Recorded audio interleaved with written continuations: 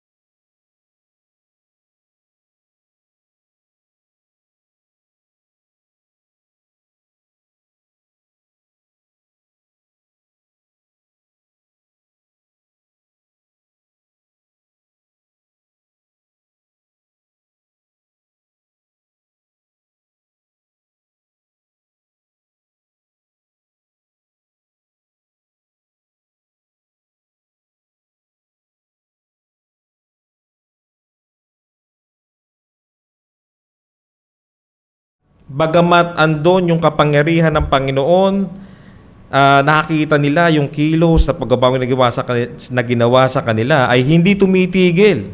Hindi tumitigil yung pagtuligsa o yung pag-persecute ng mga kalaban ng Ebanghelyo ng Panginoon. At kaya naman, dito sa chapter 2 na ito, sa sulat ni Apostol Pablo, ay nais niyang ipagtanggol ang kanyang ministeryo sa pamamagitan ng pagsagot dun sa mga allegations na ibinabato nitong mga kalaban ng Ebanghelyo ng Panginoon.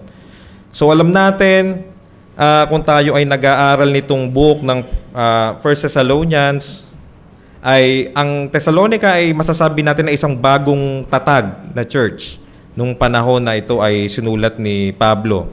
Alam natin dun sa Acts, nung nangaral si Pablo doon, Acts 17, doon sila nag-umpisang mangaral matapos na sila ay mag-travel galing ng Philippi o ng Filipos, sila ay tumungo sa Thessalonica, doon sila dinala ng Panginoon at nangaral sila doon.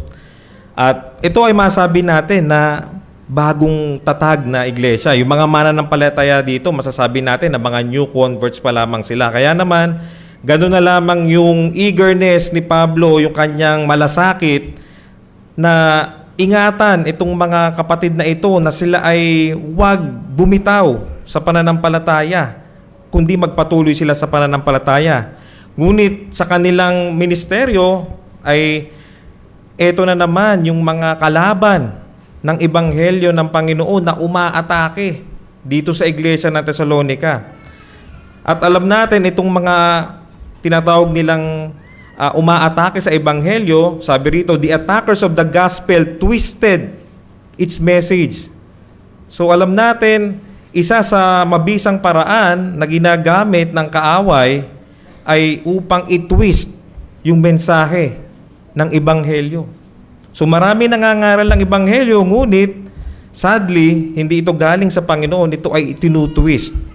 So makikita natin dito na kung paanong paraan nila ito binabaluktot ay sa pamamagitan ng kanilang allegation dito kina Pablo, na sila Pablo ay walang pinagkaiba doon sa mga nangangaral din, no, nung panahon nila, na ang mga nangangaral na ito ay para lamang sa kanilang personal na gain o para sa kanilang mga personal na agenda. Mababasa natin yan dito sa 2 Corinthians 2:17, yung sinabi ni Apostle Pablo na peddling the word of God. Yung pong word na peddling dito, parang kinakalakal mo yung salita ng Diyos. Ibig sabihin, nangangaral ka out of your selfish gain. At saan natin makikita yan? Alam natin, bago sila magtungo sa Thessalonians, nasa Filipos sila, si Apostle Pablo at ang kanyang mga kasama ay nakulong doon sa Filipos o sa Philippians. Bakit? Kung titingnan po natin dito sa Acts 16, konting background lang to para maintindihan natin yung ating pinag-aaralan. Merong isang servant girl doon na siya ay merong spirito ng tinatawag ditong spirit of divination o meron para siyang inaalihan siya ng espiritu na ang kanyang trabaho o ang kanyang kakayahan ay manghula o mag-fortune tell. So isa siyang fortune teller itong babaeng ito. At nung ito ay nirebuke ito ni Pablo, yung espiritu ng divination o yung kanyang espiritu na alam natin hindi galing sa Panginoon yun, na siya ay nanguhula, ito ay umalis. At ano ang nangyari nung umalis yung espiritu doon sa babae?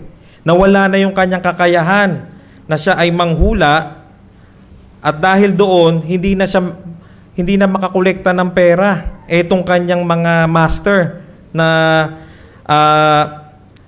ginagamit siya upang makakuha ng pera doon sa ginagawa ng babae na pagpo-fortune tell.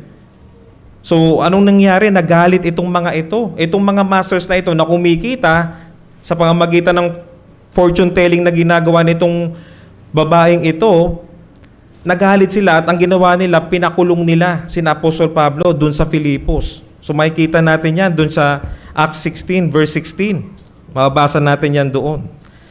At kaya naman, pagdating nila dito sa Thessalonians, ganito pa rin yung kanilang naranasan, persecution pa rin.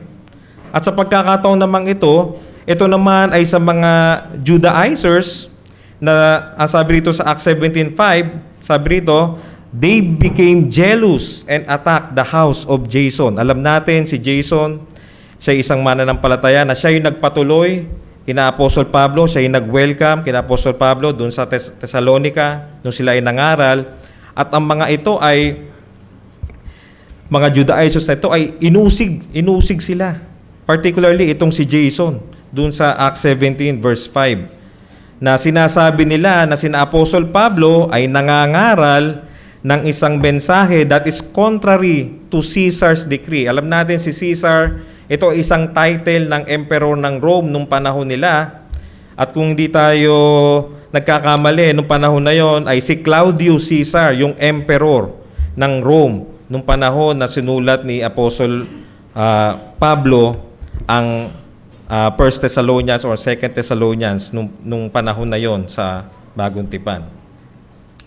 So, nais ko lamang bigyan ng maikling background kung saan nanggagaling para maintindihan natin kung bakit merong mga tumutuligsa o merong mga umaatake sa Ebanghelyo ng Panginoon. Alam natin na ang Ebanghelyo ng Panginoon, ito ay magpapatuloy hanggang sa muling pagbabalik ng ating Panginoon Kristo, pero hindi titigil yung pag-atake ng mga kalaban ng Ebanghelyo. So sa umaga pong ito, yan po yung ating pag-aaralan na kung saan tayo po ay magfo-focus sa verses 1 and 2 lamang nung binasa natin na 1 Thessalonians chapter 2, na kung saan si Pablo ay ine-encourage niya yung mga believers dito sa iglesia ng Thessalonica na sila ay mag-persevere, sila ay magpatuloy sa pananampalataya sa pamamagitan ng pagre-remind sa kanila, pagpapaalala sa kanila na sila ay wala na doon sa kanilang dating buhay, sila ay kay Kristo na sila, they are in Christ. No? Meron na silang bagong identity because of their union with Christ by faith. At kailangan nilang tingnan yung bagay na yon, yung reality ng katotohanan na yon, na sila ay mga bagong nilalang na sila in Christ. Sabi dun sa 2 Corinthians 5:17, therefore if anyone is in Christ, he is a new creation and the old things passed away, behold, new things have come. Sapagkat alam natin ang mga taong ito, dati silang mga walang pagkakilala sa Diyos. Dati silang mga sumasamba sa Diyos-Diyosan. At ang kanilang kalagayan nung panahon nila, yun din yung kalagayan natin ngayon. Nung tayo ay wala pang pananampalataya sa Panginoon, yung biyaya ng kaligtasan ay hindi pa dumarating sa atin. Tayo ay walang pagkakilala sa Panginoon. Hindi ang tunay na Diyos ang ating sinasamba. Tayo ay lumalakad sa ating sariling mga lakad, sa mga layaw ng ating laman. At kaya naman, etong sulat na ito ay nagpapaalala upang palakasin sila na hindi na kayo dapat tumingin kung ano mang merong sirkumstansya ng buhay nyo ngayon, kung kayo man ay nagsasuffer ngayon, kung may problema kayo ngayon sa buhay nyo, ang dapat yun nang tingnan, meron na kayong bagong identity. Meron na kayong bagong identity. You are a new creation. The old things pass away. Behold, new things have come. At yun ay walang iba sa pamamagitan ng ginawang pagliligtas ng Panginoon Kristo na tayo ay nagkaroon ng union with Christ. At yun po ang ating title ng ating pangangaral sa umagang ito. Union with Christ and the Christian life, perseverance in suffering and boldness from God. Union with Christ and the Christian life, perseverance in suffering and boldness from God. At ito po ang ating mensahe sa umagang ito. Believers should define their Christian lives in the light of their union with Christ and not in the light of their present circumstances. Believers should define. Ibig sabihin, kailangan nating tingnan o kailangan nating bigyan ng kahulugan yung ating buhay Kristiyano sa liwanag na tayo ay kaisa na ni Kristo at hindi sa bagay na kung ano man ang pinagdaraanan natin ngayon.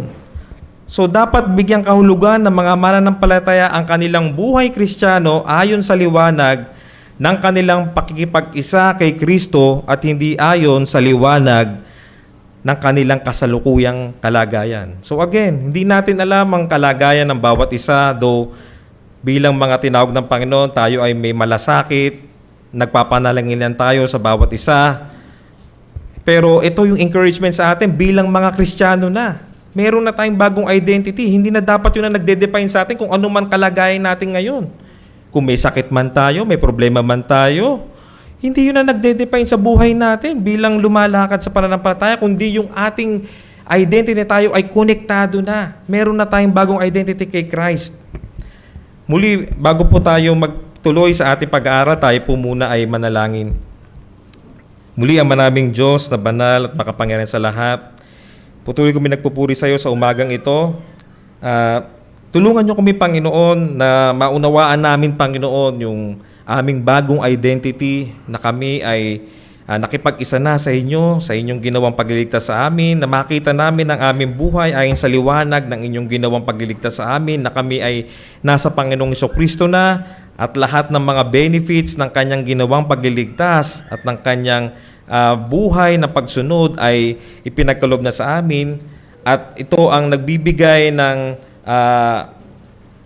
nagpapalakas sa amin upang kami ay magpatuloy hanggang sa muling pagbabalik ng aming Panginoon Jesus. Kaya tulungan niyo kami, Ama, sa umagang ito na ang banal na Espiritu ay ipakita sa amin sa umagang ito sa inyong mga salita, mga katotohanan at ito'y lumapat sa aming puso at magbigay ng papuri sa inyo, Panginoon. Salamat po, Ama. Ito po ang aming samot dalangin sa pangalan ng aming Panginoong Jesus. Amen. So yun po ang ating pag-aaralan sa umagang ito, union with Christ. Union with Christ. At meron lamang po tayong dalawang bagay na ating tutunghayan sa umagang ito. Ang unang bagay na ating pag-aaralan o tutunghayan is the preaching of the gospel was not in vain.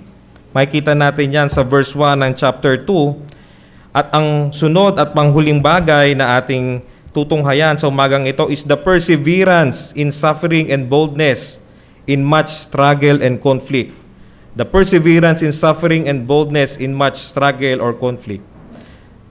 Alam po natin ang buhay Kristiyano ito ay isang conflict. Ito ay isang ongoing conflict hanggang tayo ay nabubuhay sa mundo. Hanggang sa ang Panginoong Jesucristo tayo man ay kuhanin niya sa kamatayan, magpaalam tayo sa mundong ito, o siya ay muling bumalik, ito ay magpapatuloy na conflict. Yung conflict na sinabi rito, o yung struggle na sinabi dito, ito ay parang isang bagay na maihatulad natin sa isang sports na kung saan ito ay parang merong competition. May struggle. Hindi madali. Kailangan mo ng disiplina rito. Kailangan mo magpatuloy dito para matapos mo etong takbuhin mo. Yun yung conflict o struggle dito. At ito ay nagpapatuloy sa buhay na ito hanggang sa kunin tayo ng Panginoon o muling bumalik ang Panginoon sa kanyang second coming. At yan ang mga bagay na titingnan natin in the light na tayo ay meron ng bagong identity o tayo ay konektado na sa ating Panginoong Hesukristo. So magpatuloy po tayo sa ating pag-aaral. Hayaan niyo pong basahin ko muli sa aking version ng Bible dito sa Legacy Standard Bible. So ito pong Legacy Standard Bible, ito po yung parang revised na NASB na ito po yung aking ginagamit sa ngayon. So babasahin ko po sa Legacy Standard Bible ang 1 Thessalonians 2 chapter 1. Sabi rito, For you yourselves know, brothers, that our entrance to you was not in vain. So doon lang po muna tayo. So sabi rito ni Apostle Pablo, you yourselves know. Ibig sabihin, alam nila. Alam na nila kung ano yung ginawa ng Panginoon sa kanilang buhay. Pero bakit inulit na naman ito ni Apostle Pablo? Again, sabi nga natin, nire-remind sila na huwag silang manghina. Kasi ito nga mga umaatake na ito, pilit silang hinihimok na bumalik na dun sa kanilang pagiging Judaizers, o yun namang mga pagan nung kanilang panahon, pinipilit na sila ay bumalik doon sa pagsamba sa mga Diyos-Diyosan. Kaya si Pablo sa kanyang encourage, sabi niya, you yourselves know, brothers, pinapaalala niya yung ginawang pagliligtas ng ating Panginoon. So tayo man ngayon, kaya lagi natin pinipreach yung gospel every Lord's Day sa pulpitong ito is para ma-remind tayo. Ma-remind tayo lagi nung gospel kasi ito yung buhay na natin eh. Hindi tayo pwedeng humiwalay sa gospel kasi alam natin pag humiwalay tayo sa gospel, ano sabi? Sa John 15, yung pinag-aralan natin nung nakarang linggo, we cannot do nothing. Diba? Apart from Christ, apart from His gospel, we cannot do nothing. Kaya si Pablo pinapaalala niya sa mga kapatid o sa mga mananampalataya sa Thessalonica yung ginawang pagliligtas ng ating Panginoon sa kanila. So sabi, brothers, that our entrance to you was not in vain. So alam natin yan, makikita natin yan, na yung entrance na yan, binanggit yan sa verse 9 ng chapter 1 ng 1 Thessalonians.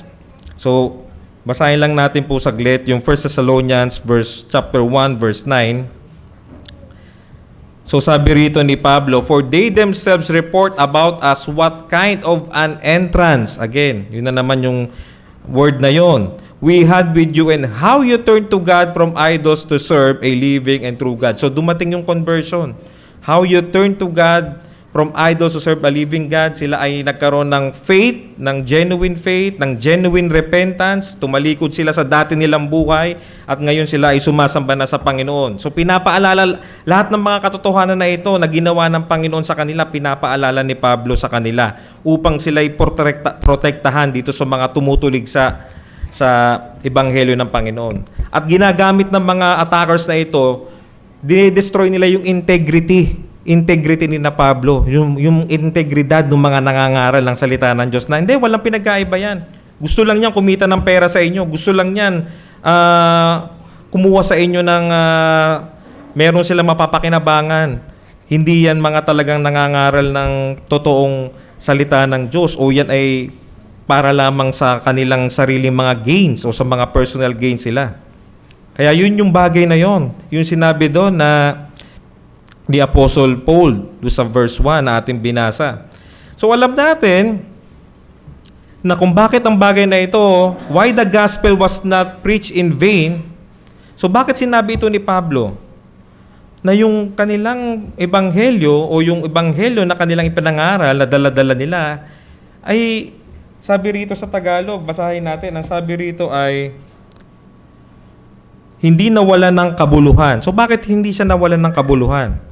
So, kung titingnan natin yung chapter 1 verse 5 na sinabi rito ni Apostle Paul, sabi, for our gospel did not come to you in word only, but also in power and in the Holy Spirit and with full assurance. So yung pong full assurance dito, na yung assurance ni Apostle Pablo ay dumating sapagkat siya ay merong union with Christ. Siya ay may tunay na pananampalataya kay Kristo. At alam natin yan. Sa Acts chapter 9, verse 1 to 18, kung saan nakita natin yung account ng conversion ni Apostle Pablo. Alam natin si Apostle Pablo, bago siya makakilala sa Panginoon, anong ginagawa niya? Siya ay persecutor of the church. Hindi lamang siya basta simpleng persecutor, kundi pinapatay niya yung mga Kristiyano. Grabe yung kanyang kaseryosohan dun sa Judaismo na siya'y aral na aral sa mga batas, sa lumang tipan. At yung kanyang sigasig o yung zeal para sa Judaism ay talagang grabe. At to the point na talagang pine-persecute niya yung church. Pero ang biyaya ng Panginoon, dumating sa kanya, binago siya. Nakita niya yung kapangyarihan, yung power ng gospel na nag-transform sa kanya. Kaya nga sabi niya, eto, dumating to, not only in word, but also in the power, in the Holy Spirit, kasi naranasan ko to mismo.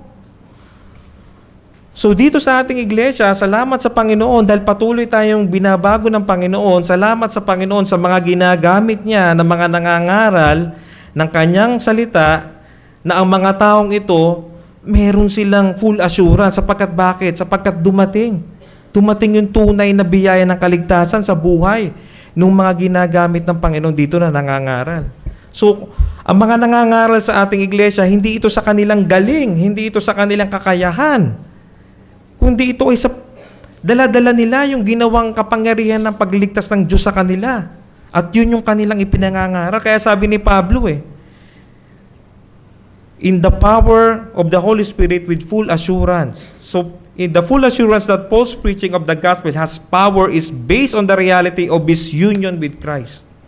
Again, based on the reality with his union with Christ that happened again, sa Acts chapter 9, verse 118, nung siya ay na-convert doon sa Damascus Road.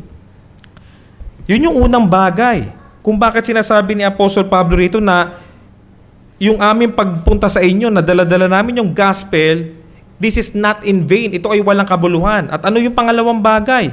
And secondly, because the power of the gospel was also experienced by the Thessalonians in their union with Christ. Again, so si Pablo, na-experience niya yung pagliligtas ng Diyos. Siya ay united kay Christ. Meron na siyang bagong identity. Eto na siya. Siya ay tagapangaral na ng Panginoong Kristo ng kanyang ebanghelyo. Siya ay tagasunod. Siya ay servant ng Panginoon. Siya ay slave, actually, ng ating Panginoong Kristo. At yung power na yon, na dala-dala niya, tinanggap din ito ng mga taga-Thessalonica dahil sa ginawang pangangaral ng ebanghelyo. Kaya sabi dito sa 1 Thessalonians 1 verse 9. Anong sabi rito? 1 Thessalonians chapter 1 verse 9. For they themselves report about us what kind of entrance we had with you. Sino yung you, di ba? Siyempre, mga taga-Thessalonica yon. And how you turned to God from idols to serve a living and true God. So yun yung effect ng power ng gospel. Yun yung effect ng pagkakaroon ng union with Christ. Eto.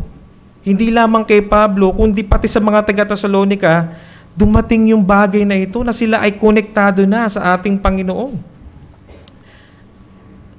Ano pa? 1 Thessalonians chapter 1 verse 6, you also became imitators of us and of the Lord, having received the word in much affliction with the joy of the Holy Spirit.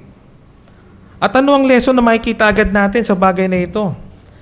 The effectiveness of our testimony, yung ating buhay, yung effectiveness ito kung paano ito naging epektibo sa pagpalaganap o sa pag-advance ng gospel does not depend on anything in us. Does not depend on anything in us or on anything that we can do. Kaya sabi ni Pablo dun did not come to you in word only, but only through our union with Christ by grace through faith. So ito yung sinasabi niya, mga kapatid, meron na tayong bagong identity, kayo ay connected na sa ating Panginoong Kristo. Ito na yung inyong bagong buhay. Huwag na kayong tumingin doon sa dati nyong buhay. Kung nakakaranas tayo ng mga suffering, nakakaranas tayo ng mga affliction, Sa Panginoong Kristo lang kayo tumingin. Kasi ito na yung bagong identity nyo eh. Yun yung gustong sabihin ni Apostle Pablo rito. So kung yung kapangyarihan ng Panginoon ay dumating na sa'yo, ito na ngayon yung magbabago sa'yo, patuloy na nagbabago sa'yo, upang ikaw ay magpatuloy sa pananampalataya mo. So yun yung sinasabi rito ng ating pinag-aaralan. Alam natin sa 1 Corinthians 1, verse 17, anong sabi? Again, sabi ni Apostle Pablo, "For Christ did not send me to baptize, but to proclaim the gospel not in wisdom of word, so that the cross of Christ will not be made empty." Again, sabi rito, di ba? The preaching of the gospel is not in vain. The cross of Christ will not be made empty. Ibig sabihin, yung word na empty rito, ang ibig sabihin na itong empty na ito, meron itong epekto. Meron itong epekto sa isang tao na iniligtas ng Diyos. Yung kapangyarihan ng Ebanghelyo. So sabi rin, not in wisdom of word. So hindi ito sa ating sarili. Hindi ito sa ating sarili. Hindi ito sa ating kakayahan. Ano pa? 1 Corinthians 2 verse 4 to 5. "My speech and my preaching were not in persuasive words of wisdom, but with demonstration of the Spirit's power, so that your faith might not be based on human wisdom, but on God's power." Kasi nga, bakit? Inaatake nga si Pablo tsaka yung mga kasama niya. Yung integrity ni Pablo, inaatake. So kaya sinasabi ni Pablo, wala sa amin yun. Wala sa kakayahan ko yun. Yan ay ginawa ng Diyos sa atin. Tayo ay konektado na kay Kristo. Ito na yung ating bagong identity. So wag kayong magpa-apekto. Wag kayong magpa-apekto dun sa ginagawa ng mga attackers na ito ng Ebanghelyo.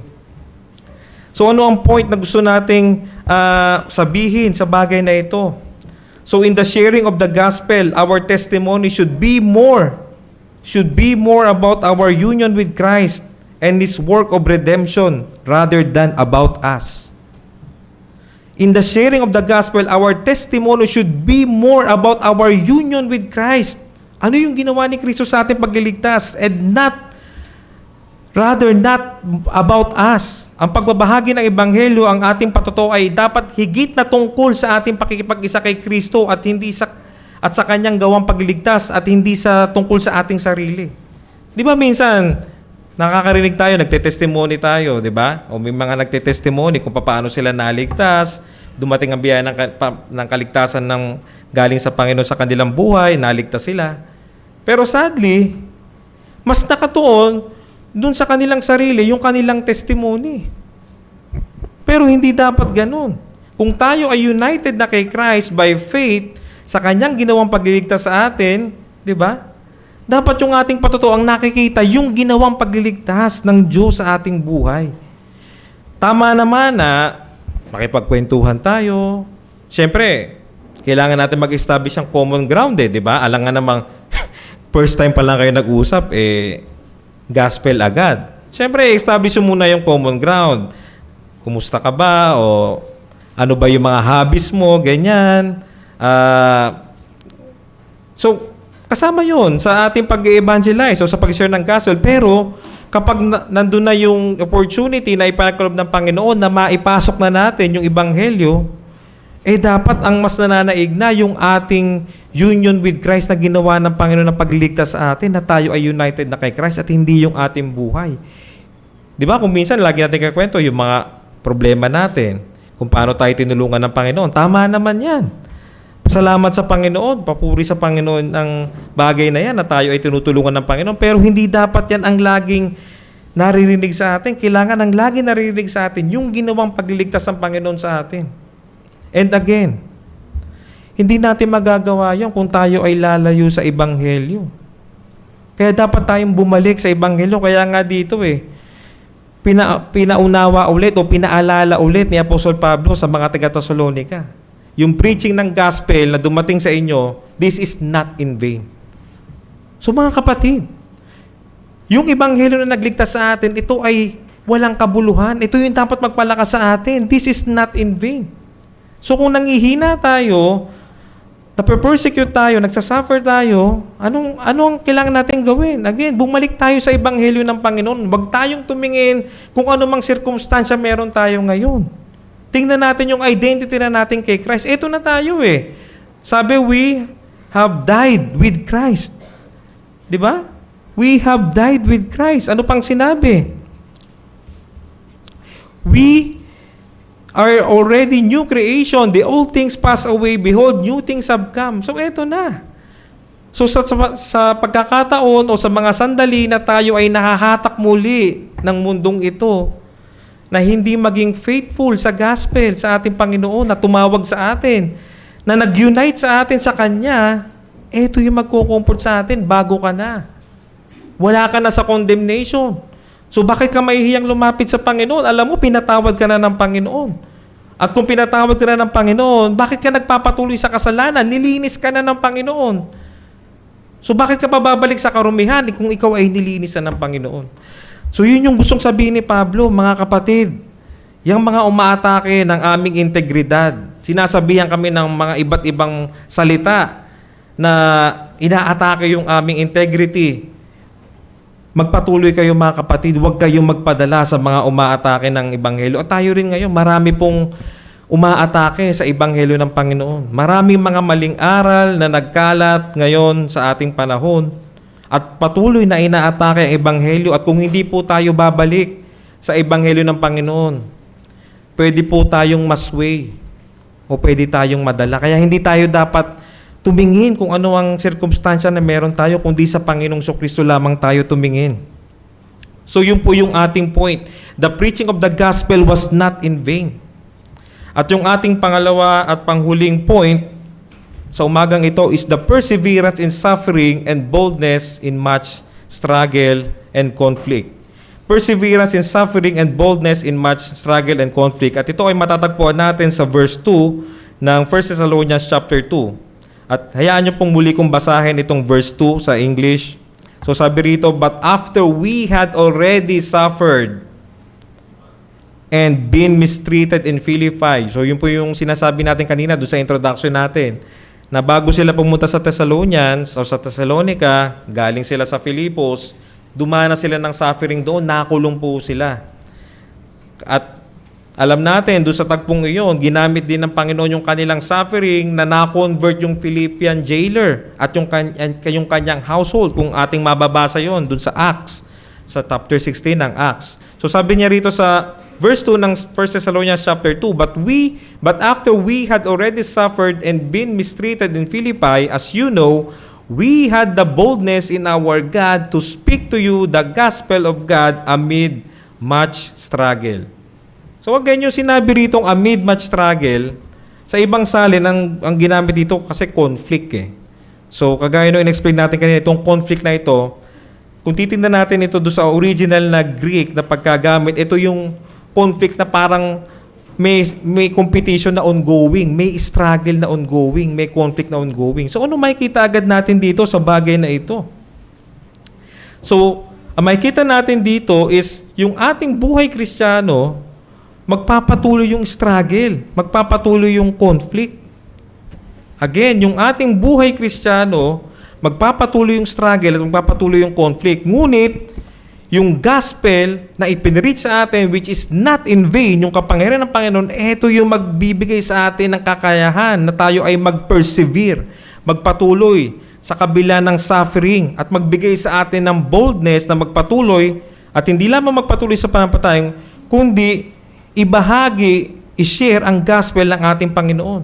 So sabi rito, Paul continues in verse 2, sabi niya rito, that in spite of much struggle or conflict, the messengers were bold to speak the gospel and that boldness was in our God. So ano makikita natin? Etong boldness na ito, galing ito sa Panginoon. Galing ito sa kapangyarihan ng Ebanghelyo. At yung kapangyarihan na yon, sino yung naglalapat noon? Paano dumarating sa atin yung kapangyarihan ng Panginoon? Again, alam natin, yun ang banal na espiritu na nag-indwell sa atin. Yun ang nagbibigay ng power sa atin para magpatuloy tayo. Lahat ng mananampalataya na sumampalataya sa ating Panginoon, ang Holy Spirit ay nag-indwell sa kanila. At syempre, dahil yun ay Holy Spirit, yung kabanalan ay nakikita sa kanilang buhay. Sapagkat Sinabi sa Galatians 5, yung fruit of the Holy Spirit, fruit of the Spirit, di ba? Nakikita yun sa kanilang buhay. Ito yung boldness, kung bakit sila merong boldness dahil sa kapangyarihan ng Panginoon. At bilang mga united kay Christ, ito na yung kanilang bagong identity. Sapagkat bakit? Dahil alam natin, ang Panginoon Jesucristo, bago niya danasin yung kanyang glory na meron na siya ngayon, alam natin, ang Panginoon Jesucristo natin, nasaan siya? Sabi ng iba, ang Panginoon Jesus nasa puso natin. Tama naman, di ba? Holy Spirit, yung Espiritu ng ating Panginoong Jesucristo ay nasa ating mga puso dahil ito'y nag-indwell sa atin nung tayo nanampalataya. Ngunit alam natin, ang Panginoon Jesus nasa langit siya. Siya ay niluluwalhati ngayon sa langit. Meron na siyang glorified body, yung kanyang glorification ay nandoon na. Siya ay nag-i-intercede sa atin. Di ba? Siya ang ating mediator, siya ang ating intercessor. Yun ang Panginoong Jesucristo natin. Ngunit, bago ma-attain ng Panginoon yun, yung kanyang glorification, anong nangyari sa Panginoon? Nag-suffer siya. So bilang tayo mga konektado kay Kristo, napapunta rin tayo doon sa glory, yun yung ating final goal, hindi pa pwedeng hindi natin danasin yung suffering dito sa mundong ito. Naintindihan niyo po ba yung connection nun, mga kapatid? Na tayo, meron na tayong bagong identity kay Kristo, konektado tayo kay Kristo, tayo ay patuloy na binabago ng Panginoon yung ating progressive sanctification sa gawa at kapangyarihan ng Holy Spirit. Sabi rito di ba? Sabi rito, we had the boldness in our God. Yun yung kapangyarihan ng Diyos na mag-share ng gospel at magpatuloy sa pananampalataya na yun ay gawa ng Holy Spirit at tayo ay papunta dun sa sa glorification. Yun yung ating end state. Na yun ay magkakaroon ng realization sa muling pagbabalik ng ating Panginoon sa kanyang second coming na kukumplituhin niya yung pagliligtas sa atin. Pero bago natin danasin yung glorification, ano dapat muna? Kagaya na nangyari sa Panginoon, suffering. Brothers and sisters, suffering. So, again, hindi na tayo dapat magtaka kung bakit tayo dumaranas sa suffering. Ang suffering nung panahon ni Apostle Pablo, maraming mukha o maraming paraan, no? Binugbog sila, nilatigo sila, kinulong sila, pinagsalitaan sila ng mga hindi magaganda. Pero alam niyo po ba, salamat sa Panginoon kasi sa ating bansa ngayon, hindi tayo masyado nakakaranas sa matinding persecution gaya na sa mga ibang bansa like China o Middle East o mga komunista na bansa na talagang grabe yung kanilang ginagawang pag-iingat upang makapagpatuloy na sila sa pananampalataya. Pero tayo, malaya tayo nakakasamba sa umagang ito. At salamat sa Panginoon sa bagay na yon. Ngunit, alam niyo po ba itong suffering na ito? Hindi lamang ito doon.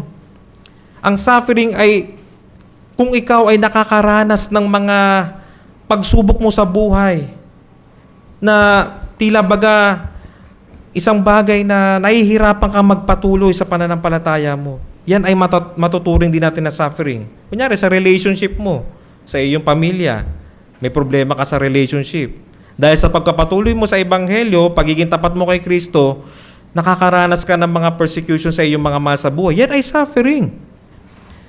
Doon sa trabaho mo na hindi ka nakikipag-compromise. Dahil alam mo na ikaw ay bagong nilalang na. Hindi na yun ang dati mong identity na dapat magpatuloy ka sa Panginoon. Ikaw ay maging faithful sa paglakad sa Kanya at hindi ka na makikipag-compromise dun sa iyong trabaho. Yan ay suffering sapagkat hindi madali yung bagay na yan.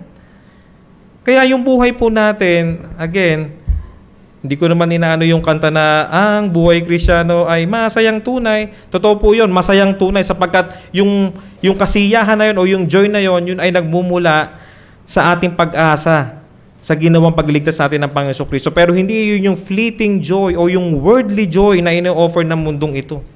Kaya yun yung suffering. Hindi lang ito yung nape-persecute ka, lalatiguhin ka physically.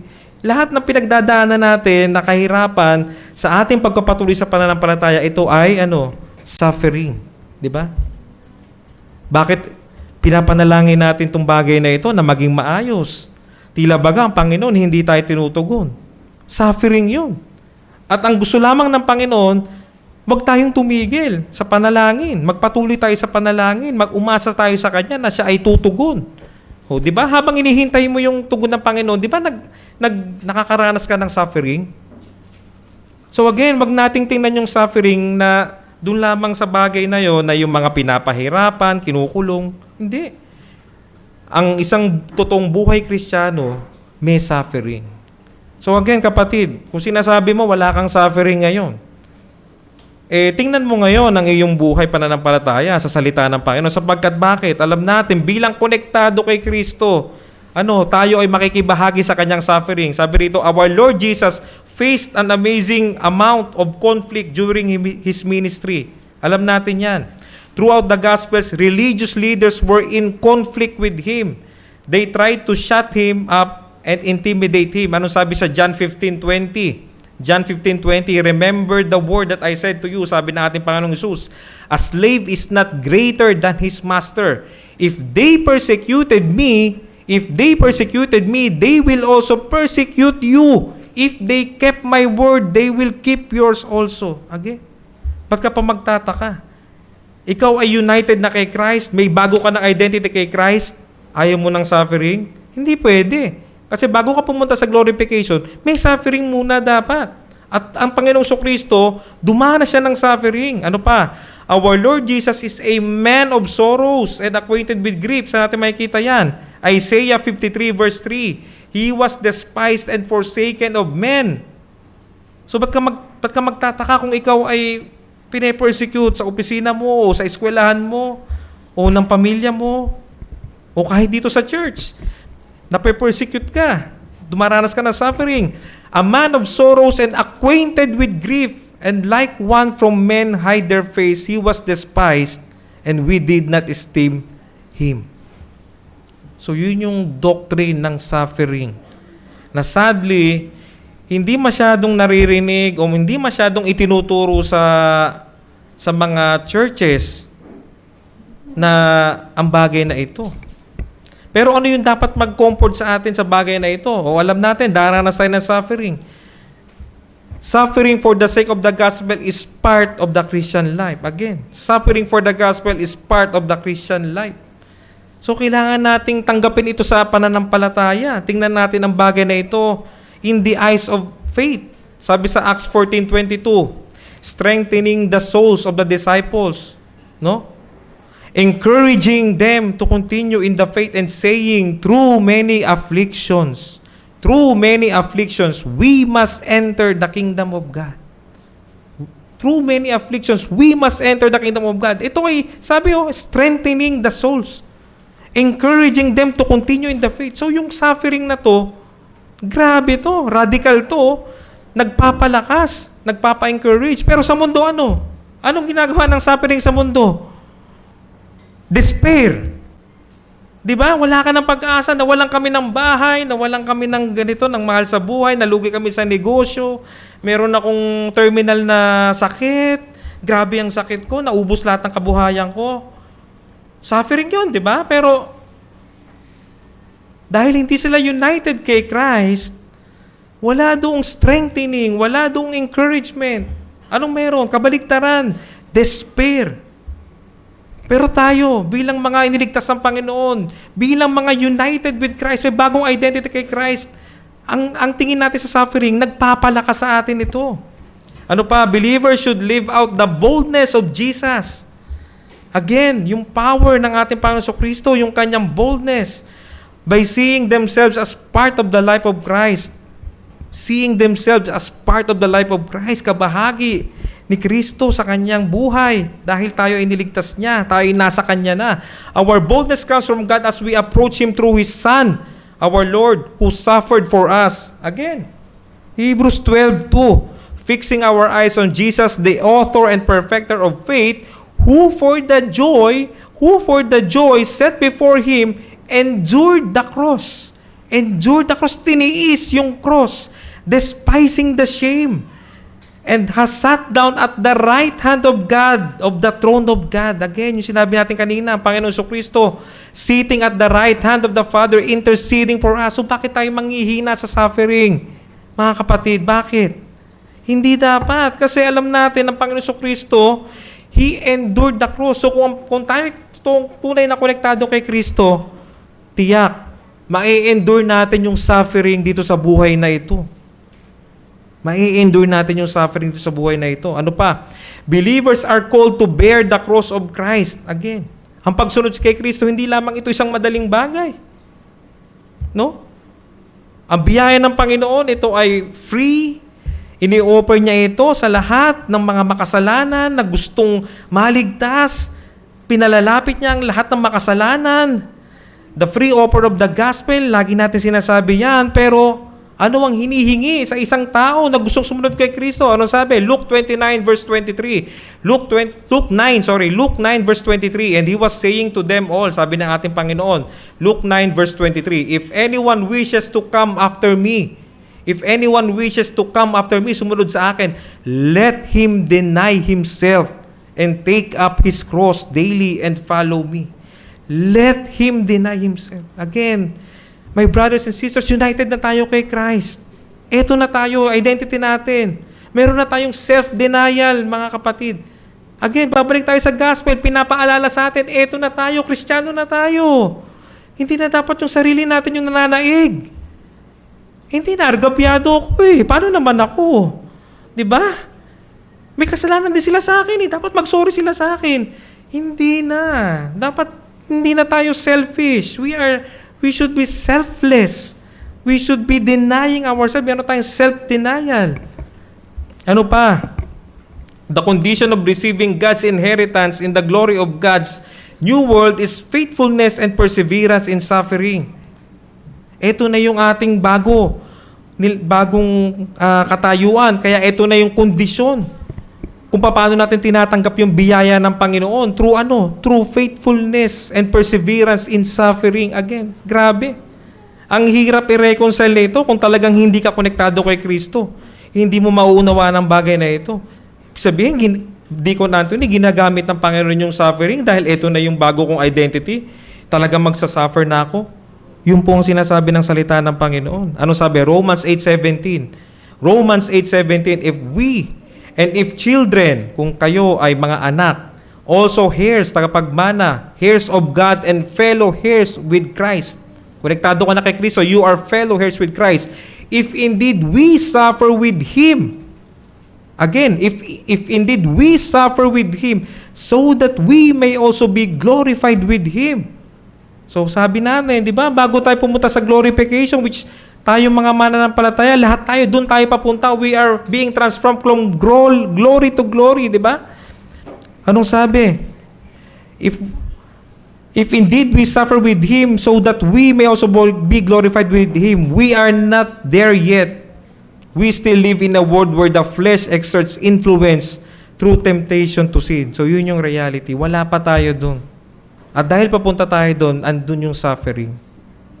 So again, brothers and sisters, ito yung magkukomfort sa atin. May problema ba tayo ngayon? Ano mang pinagdaraan nating suffering? Ito yung magkukomfort sa iyo ngayong umaga. Na ito, ini-ordain ito ng Panginoon, ginagamit ito ng Panginoon sapagkat ito yung paraan, gaya ng pinagdaanan ng Panginoon, bago siya pumunta dun sa kanyang glory, dumana siya ng suffering at tayo mga united kay Christ, dadanasin tayo ng suffering. Ito yung magkukomfort sa atin para magpatuloy tayo. And lastly, suffering produces humility. Suffering produces humility.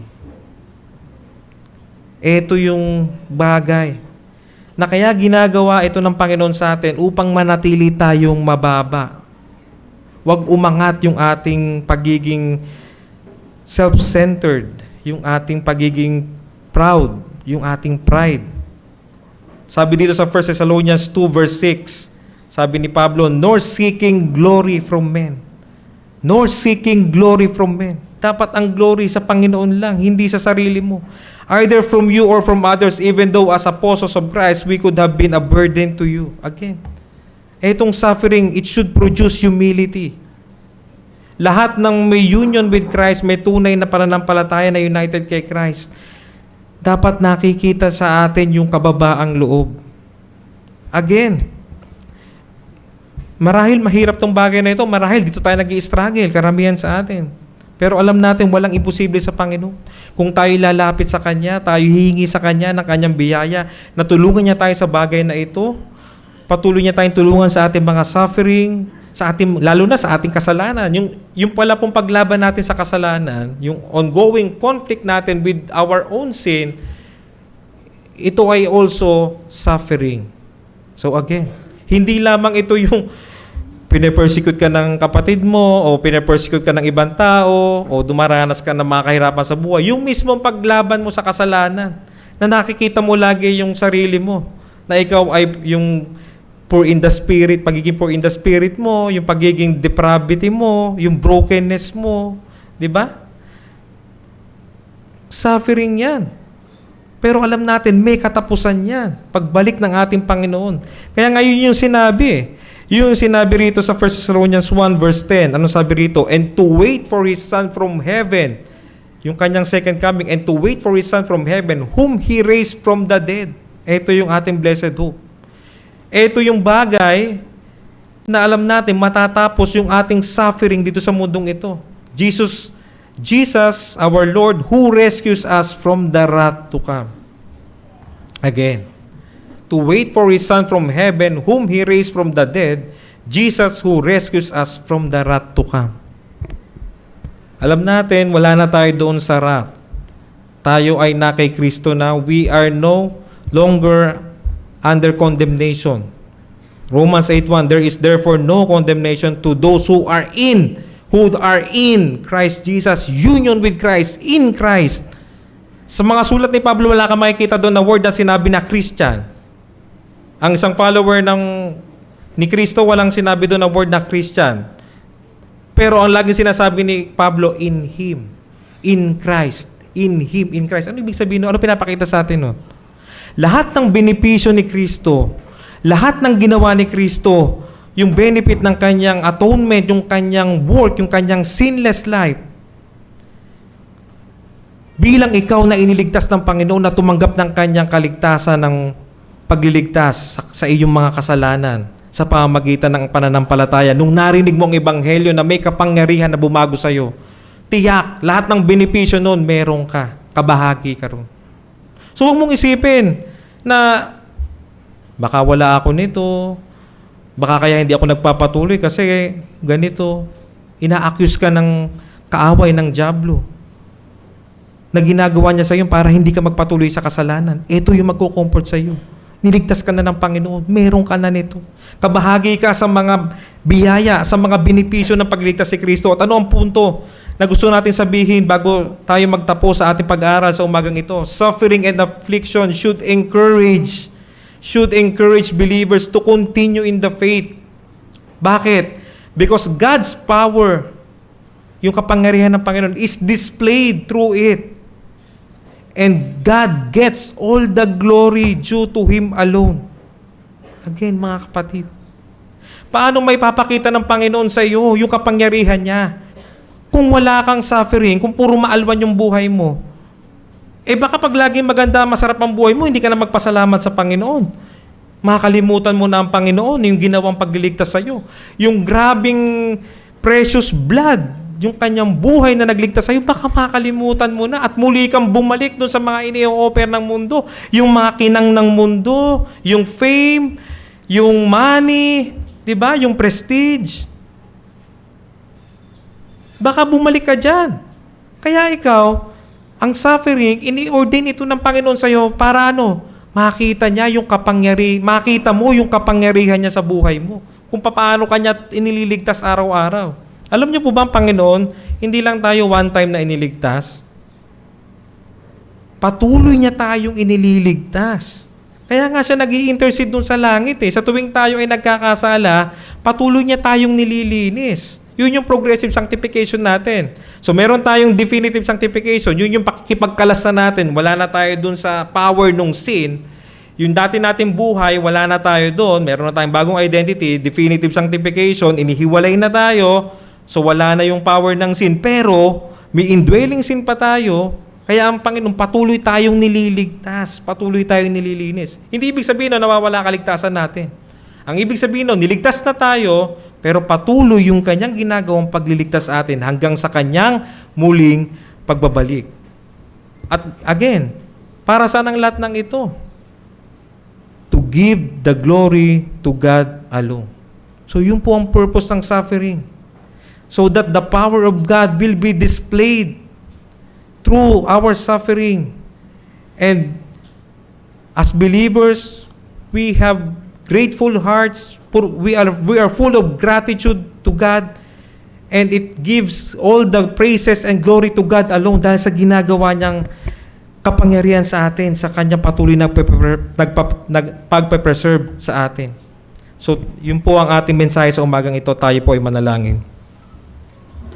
Muli, Ama naming Diyos na banal, na makapangyarihan sa lahat. Tunay nga po, Panginoon, na napakabuti ninyo, Ama. Kami, Panginoon, ay hindi umabot sa inyong kaluwalhatian dahil sa aming kalagayan na kami ay hiwalay sa inyo sa aming kasalanan, na sa pagbagsak ng aming mga ninuno, kasama kami bumagsak sa pagkamakasalanan sa mundong ito. Ngunit sa inyong pag-ibig, Panginoon, sa inyong biyaya, hindi nyo hinayaan na manatili kami doon sa ganong kalagayan. Kaya salamat po, Ama, sa biyayang ito na aming natanggap. Nawa, Panginoon, ang mga bagay na ito, ang katotohanan ng reality na kami ay united na sa aming Panginoong Kristo. Na ito yung aming new identity. Ito yung mag-comfort sa amin. Ito yung mag-encourage sa amin na magpatuloy. At huwag kaming tumingin, Panginoon, kung ano mang circumstansya meron kami ngayon. Especially, Panginoon, dito sa aming mga suffering and afflictions na aming dinaranas. Sapagkat alam namin, Panginoon, ang lahat ng ito ay ini-ordain ninyo, Panginoon, upang kami ay inyong patatagin.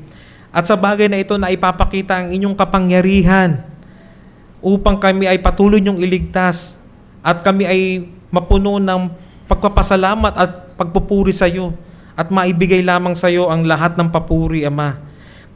Nawa, Panginoon, sa umagang ito, tulungan nyo rin ang mga naririto na kung sila man ay wala pang pananampalataya o wala pang relasyon o hindi pa sila united sa aming Panginoon Kristo sa pamamagitan ng pananampalataya sa inyo. Nawa, Panginoon, kilusin nyo ang kanilang puso, mahabag kayo sa kanila. Nawa ang biyaya ng kaligtasan, ang kapangyarihan ng Ebanghelyo na ipinangangaral sa umagang ito ay katagpuin sila, Panginoon, at sila ay lumapit sa Panginoon Kristo sa pananampalataya at pagsisisi ng kasalanan at sila ay magtamo ng kaligtasan na nagmumula sa iyo, Panginoon. Purihin po kayo, Ama, sa umagang ito. Ito po ang aming samot dalangin sa pangalan ng aming Panginoong Jesus. Amen. Tayo po ay tumayo para sa panghuling himno.